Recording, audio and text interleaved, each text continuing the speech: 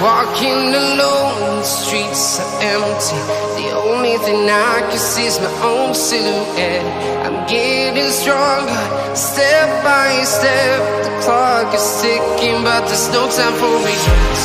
I've been flying from town to town, from London to Taiwan. I've been all around the globe, trying to protect your soul. We are heroes tonight. We will fly above the sky. We are heroes tonight. Yeah. We are heroes tonight. We will fly above the sky. We are heroes tonight.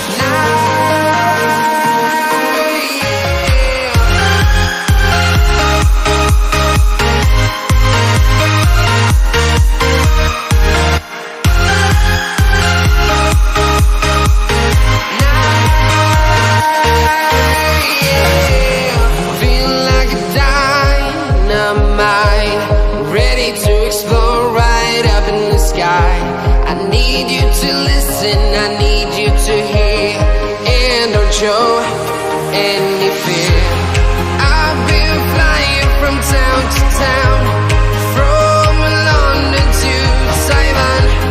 I've been all around the globe, trying to protect your soul. We are heroes tonight. We will fly above the sky. We are heroes tonight. From a design standpoint, the vehicle had to be incredibly beautiful, and at the end of the day, when you step back and look at it, it has to say Corvette. It's part art, so hand sculpting clay, and part digital, math-based design. I think a lot of the leadership thought we want to go to mid-engine because it's cool, because most exotic sports cars in the world were mid-engine, but actually we were doing it because we felt like we were reaching the limit of our performance capability in the architectures that we had, and so we had to do something to move that forward. When I first heard that they were going to make the new Corvette mid-engine, really it was a game changer. We're bordering on 70 years of this vehicle. So you have this lineage to it that you have to maintain, but you also have to be willing to grow and take it further. With the mid-engine attributes, you'd have the rear weight bias from the engine for better acceleration, performance, and track times, as well as the low forward cowl for excellent visibility, and the lighter front, which really makes the car fun to drive. Corvette is an emotional driving experience. No matter who you are in life, when you get into a Corvette, you're a superhero. We needed a bespoke transmission, custom designed for this car, because we have engines that produce massive amounts of torque, so the DCTs that are on the shelf wouldn't stand the Corvette duty cycle. Is you've got a shaft that has your even forward gears, 2, 4, 6, 8, and your odd gears, 1, 3, 5, 7. And you can simultaneously be disengaging one shaft while you're engaging the other one. So it's quicker than a human being could shift a manual transmission. This way you get the lightning fast, less than 100 milliseconds shift when you need it.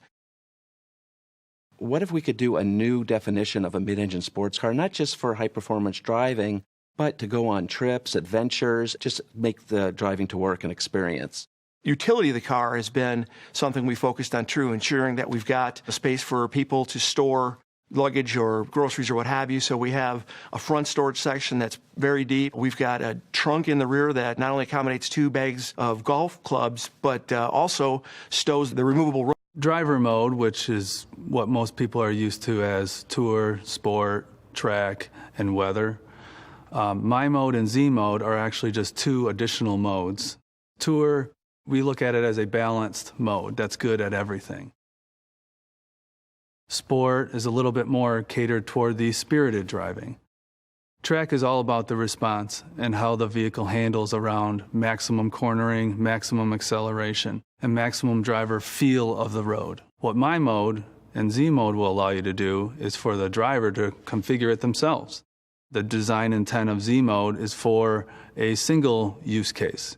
You could set up Z mode for that curvy road that you go on every day on the way to work. Click on Z mode, do your curvy road, and then go back to my mode, and that's. What we wanted to do was kind of go to a 3-seat strategy.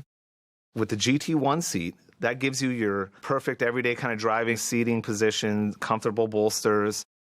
The new entry that we have for this one is the GT2. The GT2 seat is really, really an exciting seat. It's a Napa leather. It has the most color blocking opportunities. It's a really beautiful formed seat. The other side effect of that is it allowed us to really dial up the competition seat. So we brought in a new material. It does a couple of things. One, it holds you in, and then the other side of it is it eliminates a little bit more leather because every ounce counts on this vehicle, especially when you're tracking it. When we started designing the interior, we wanted to make sure that it felt uniquely Corvette, but it feels like no Corvette you've ever been in. We're going from 10 colors to 12 colors. This will be the most we've ever offered. What we're finding is that our consumers want to bring a little bit of their own identity in the car and really want to exemplify who they are and bring their own emotion out.